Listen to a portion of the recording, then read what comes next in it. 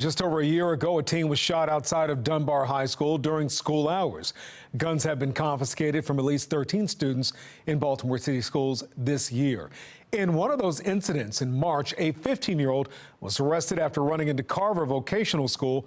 Police say the young suspect had a loaded gun and had carjacked an Uber driver shortly before that.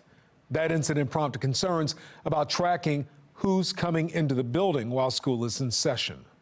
And the man accused of killing 3 people and wounding 3 others in Annapolis Sunday night had his first virtual court hearing today. 43-year-old Charles Smith was denied bail. He'll now remain in custody. That shooting allegedly stemming from a dispute over parking on the street. The charging documents reveal investigators believe Smith used 2 guns in the shootings.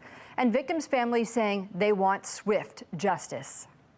We will not stop until this is, reported as a hate crime. What happened here is not, an act of PTSD. This is a murder. This was a murder that was committed. This was an unprovoked attack. It was undeserved, and they're absolutely heartbroken and shattered. Fox 45's Amy Simpson has more from the victims' families and the suspect's defense argument. That's coming up at 10:30. The Annapolis shooting reignited calls for tougher gun laws in Maryland.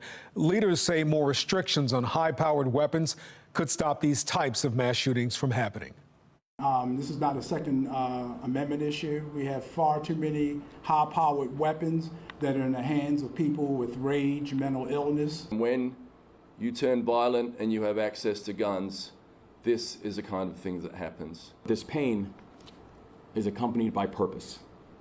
Knowing that in response, we will choose to do more than give hearts and thoughts and prayers. Well, they stopped short of calling for stricter punishments for firearm offenders. Tonight, Marylanders appear to want some accountability. A new Gonzalez poll shows an overwhelming support of felony charges when it comes to stolen guns. But even with public backing, some argue lawmakers didn't go far enough to address violence prevention when they had the opportunity. Fox 45's Jeff Abel is live right now with the polling data and what some are calling a missed opportunity. Jeff? That's right. When it comes to gun crimes, it appears Marylanders' tolerance could be running thin and their patience could be running out. Just hours after 3 people were gunned down in an Annapolis neighborhood, the governor stepped out. We will refuse to be apathetic in the face of horror. Between his condolences came a promise for action. We will choose the path of safety and the path of solutions on behalf of all Marylanders who stand united with Annapolis today. The governor's words seem all too similar to what the majority of Marylanders are saying.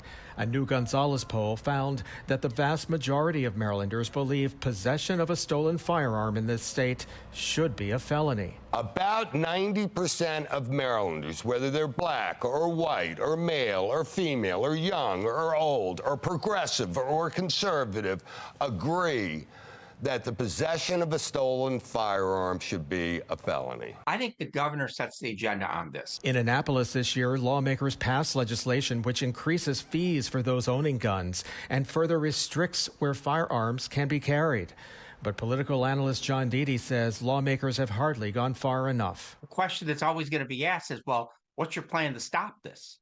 And I think that he's going to have to start to think about a legislative agenda to deal directly with these gun crimes. We refuse to say that these problems are too big or too tough to solve. Deedy says the next legislative session could prove to be a turning point for the governor as he attempts to get tough on a problem no one can seem to stop. It's hard to find legislation to address stupidity.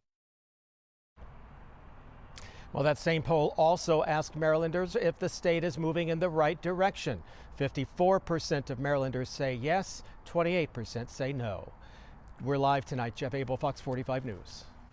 Jeff, thank you. In response to that polling data, the Maryland House Republican Caucus released a statement calling for stricter gun laws. The state GOP saying they've pushed forward proposals that would make illegal gun ownership a felony on multiple occasions, but it has failed to pass each time. The Republicans, citing the data, are calling on Democrats to accept the plans in hopes of cracking down on gun crime.